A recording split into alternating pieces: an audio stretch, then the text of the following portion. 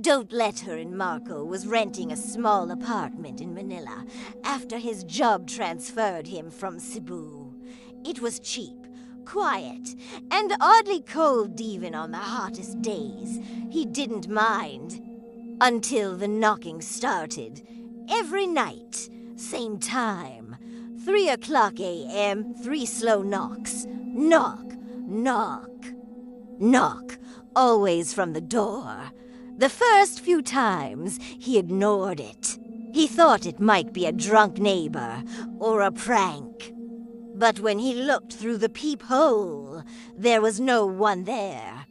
Then came the whispering. The knocks were followed by a voice soft, almost gentle. "Marco, I know you're awake. Let me in." His blood froze. He never told anyone where he moved. No one knew his unit. No one should know his name.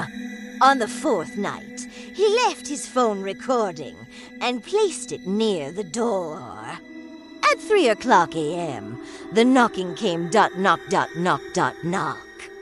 When he listened back to the audio the next day, the voice whispered louder, "I can see you through the hole." "Why won't you open the door?" Marco started sleeping with a kitchen knife. He placed salt around the doorway. But every night, the voice returned.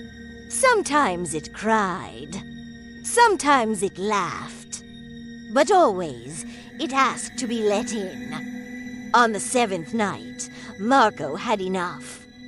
He shouted at the door, "Who are you? What do you want?" The voice replied calm, cold, "I used to live here until someone opened the door for me. Now it's your turn." He called the landlord the next morning, demanding answers. After a pause, the landlord finally said, "You're in Unit 4B. That room was unlisted. It's not supposed to be rented out." The last tenant vanished, left their phone recording 3 nights straight. Recording what? Marco asked, knocking. The landlord whispered, and crying, saying, "Don't let her in." Marco never survived his 8th night. When police entered the unit the next day, the door was still locked from the inside. No forced entry, no blood, just his phone, still recording. On the playback, knock, knock, knock, silence. Then the sound of the door slowly creaking open, and a voice, "Thank you." A new tenant moved in 2 weeks later. He received a welcome note slid under his door. 1 sentence, written in red ink. "She's inside now. Don't look in the mirror."